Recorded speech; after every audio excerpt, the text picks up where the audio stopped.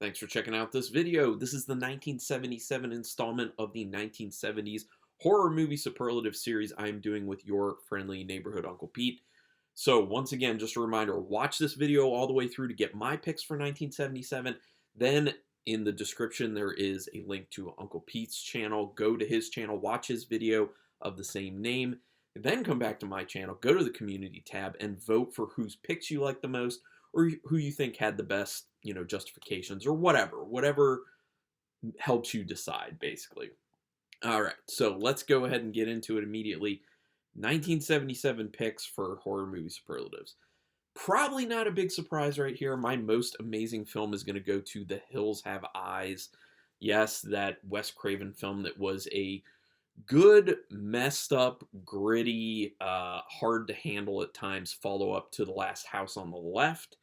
The Hills Have Eyes, not only is it directed quite well, it looks really good, it's very well acted, but when you watch the film, it makes you feel a whole lot of things you really don't want to. This is a film I kind of need to be in the right headspace to actually watch because it's rough at times. The violence against people in it, especially the violence that happens against the women in it, really tough. There's literally someone who gets burned alive in it. Like, it is a hard to handle film. And I always say that with film, if a filmmaker can make you feel stuff you do not want to feel, they're doing a great job. So it's that the script is well done, the acting is well done, it was very well directed, cinematography is great, and it feels so isolated. That's the other big thing. The isolation that's captured in this and how desolate everything is around the family that's being attacked by these kind of mutant people who've come out of the hills, it's it makes you feel hopeless. Like, it really lets you know that they are truly alone. There's no help coming. It is just terrible. And but that's what makes it a great film. So it has so much impact. It's so well executed. And that's why The Hills Have Eyes is my pick for most amazing for 1977. Now, my best so bad it's good pick. That is going to be the film The Car. If you've never seen The Car, you really need to. There's actually a lot of, well, let me tell you real quick. I was going to say there's a lot of great chase scenes in this. Kind of chase scenes.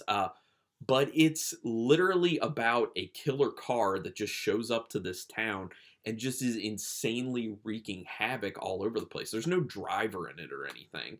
And the windows, they do like tint the windows so you can't tell that there's actually someone driving it when there's supposed to not be anyone driving it. And it's just going around and just like, literally there's a point where it like runs through someone's house while this woman's on the phone and kills people that way. It runs people off the road. There's a pretty fun scene where there's some people biking and it like runs one of them off a bridge. Like, the deaths are pretty fun and funny. The concept is ridiculous and stupid, but it's actually a fun film.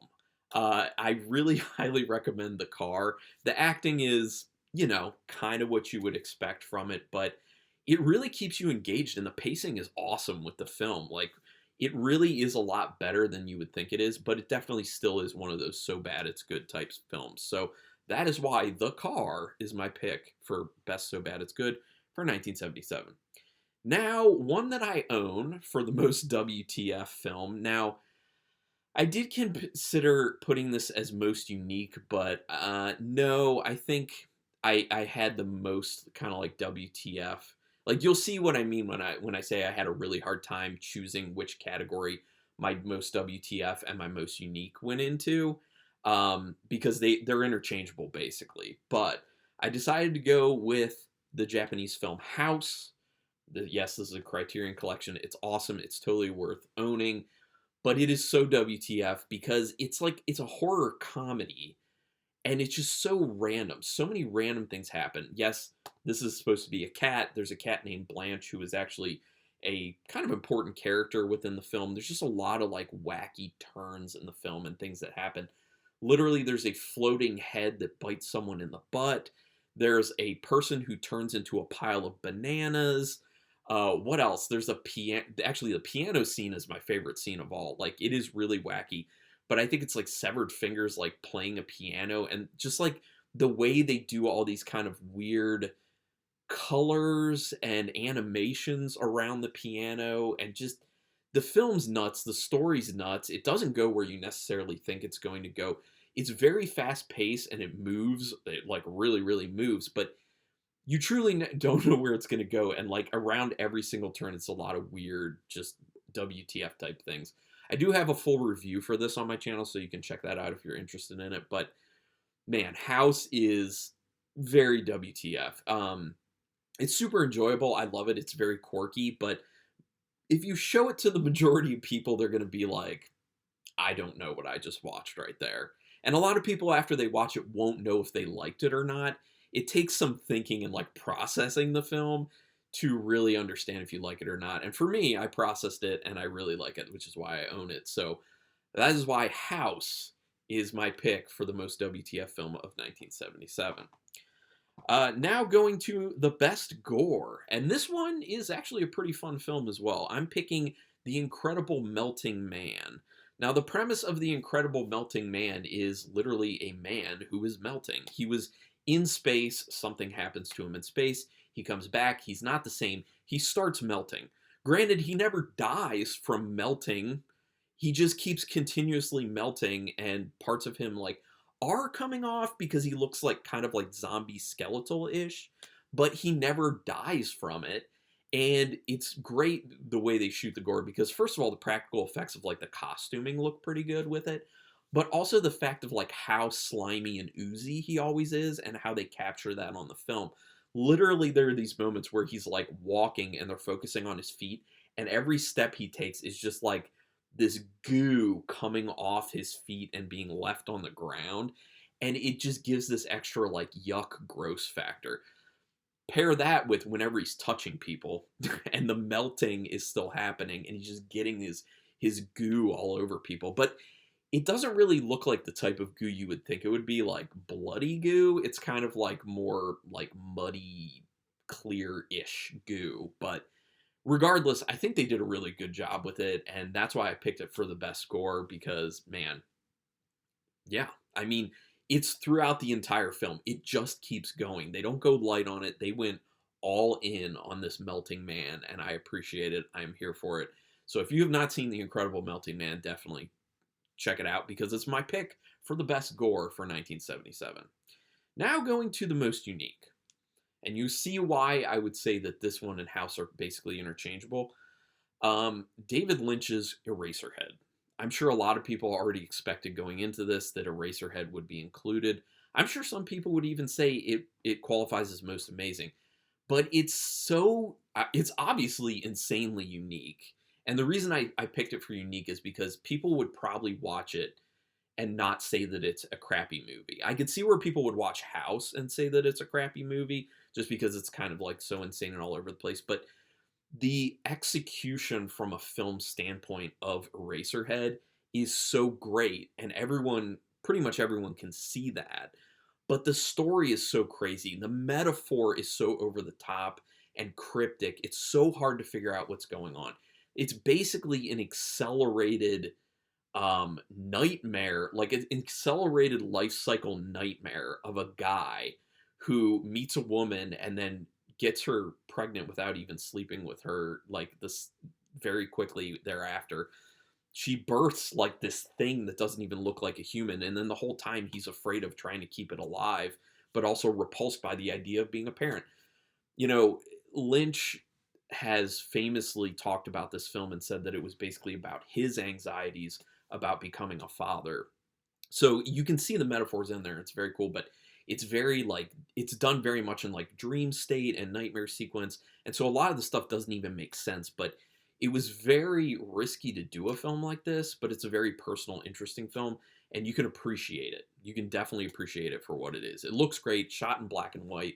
I like a proper use of black and white in film, and yeah, this one does it. So that is why Eraserhead is my pick for most unique. Now my most overrated, which I own it, so I like it. I don't want people to get upset about this one. I really do like this film. I just am putting it in the overrated category because people go so nuts for this film that I want them to step it back a little bit. And that is Dario Argento's Suspiria. Yes, it is a good film. Yes, I quite like it. Yes, it looks amazing. From a aesthetic standpoint, it is phenomenal. The story is not there. The story is so simplistic. It's actually very lacking, in my opinion. It's basically about a woman who goes to a ballet school, and then there's like witches, like there's witchcraft involved in it. And the thing is, it's a very scant story. There's not much to the story. It's mainly about just kind of slowly walking through this structure, this architecture, which is beautiful, with a lot of interestingly lit scenes, and just going on this journey with this main character who's kind of like experiencing these things that are going on. But like I said, there's not much that actually happens with the story. Like, it's very basic. You could have done this as a short film, obviously, but obviously it really works as a feature-length film because it looks so gorgeous. What really keeps people engaged is how great it looks. There are some other cool things that happen with like deaths and just like I was saying, like the architecture and not knowing what the next scene is going to look like, or not necessarily knowing what's going to happen. But in the end, if you think about the story, it's not a great story. It's a pretty boring story, to be honest. I mean, the concept is good. It's just the way the story is executed isn't great, in my opinion. But, sorry, I know a lot of people will feel kind of offended about this one, but, I had to pick Suspiria as most overrated, even though, I'm going to reiterate, I legitimately really like the film. I just think that people go way over the top with being like, oh, Suspiria is amazing. Oh, it's the best. I would say that Tenebrae and Deep Red are better films by Argento. Not from an aesthetic standpoint, but from like a holistic standpoint. But anyway, gonna put that one to rest. Most overrated, Suspiria. Now that comes to my most underrated, which is one I just watched for the first time, Rituals. This is, if you've seen Deliverance, it's got like a little bit of a Deliverance vibe to it, but it's basically about a bunch of doctors who go on a getaway camping in the woods, and there's a tie to like having been in Vietnam. So there's a lot of that theme going on there. Well, someone starts messing with them, and then all of a sudden someone starts putting them in danger, and then someone's coming after them, and they don't know who it is. They're trying to figure out why, because they're like, it seems very specific that they're coming after a few people. So they're like, this has to be personal. So there's a mystery aspect to it that's really awesome. It's shot extremely well. Beautiful scenery, and they're trekking through these woods, and there's great, looking rivers, and it's just beautiful. It's a great experience. It's shot really well. The acting is insanely good, especially the performance by main character Hal Holbrook. He did a killer job in this film, and the ending is very satisfying. I don't hear about this film like at all. I've heard about this film maybe once or twice in my life. People do not talk about this film, and it's 100% underrated. It needs so much more love. It is an unsettling film. It is tension to the nth degree when you're watching it, and it's great. I really think that people need to watch this film. So that is why I chose Rituals as the most underrated film for 1977. Now, that's it for my picks. Like I said, go and check out the picks from Uncle Pete, or if you already have, you can go to the community tab on my channel now and vote for who you want. In the end, the person who wins is just going to be able to pick a movie for the other person to cover for their typical videos they do on their channel. So for Uncle Pete, he'd do a Nails in the Coffin video, and for me, I'd just do like an analysis and a review of the film.